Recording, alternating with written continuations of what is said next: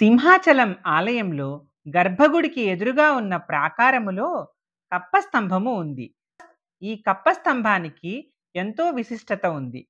ఏదైనా సంకల్పం చెప్పుకొని కప్పస్తంభాన్ని ఆలింగనం చేసుకుంటే ధర్మబద్ధమైన ఆ కోరిక తప్పకుండా నెరవేరుతుందని భక్తులు భావిస్తారు. కప్పం అంటే పన్ను, రుసుము, మొక్కు అనే అర్థాలున్నాయి. వస్తు రూపంలో లేదా ధన రూపంలో కప్పం చెల్లించి మొక్కులు తీర్చుకుంటారు. అందుకే ఈ స్తంభానికి కప్పస్తంభం అనే పేరు స్థిరపడింది.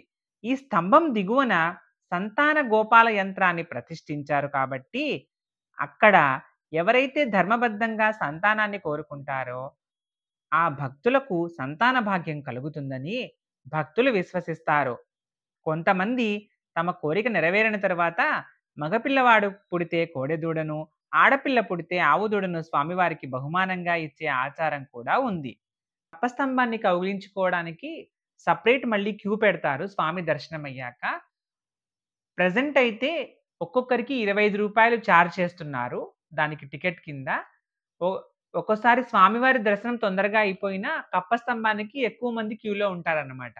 కాబట్టి మీరు ఈసారి సింహాచలం వెళ్ళినప్పుడు మీరు ఏదైనా ధర్మబద్ధంగా కోరిక కోరుకోవాలి అనుకుంటే కప్పస్తంభాన్ని కౌగిలించుకొని స్వామిని మనసులో తలుచుకొని ఆ కోరికను కోరుకోండి. ఇలాంటి మరిన్ని వీడియోల కోసం ఈ ఛానల్ని సబ్స్క్రైబ్ చేయండి.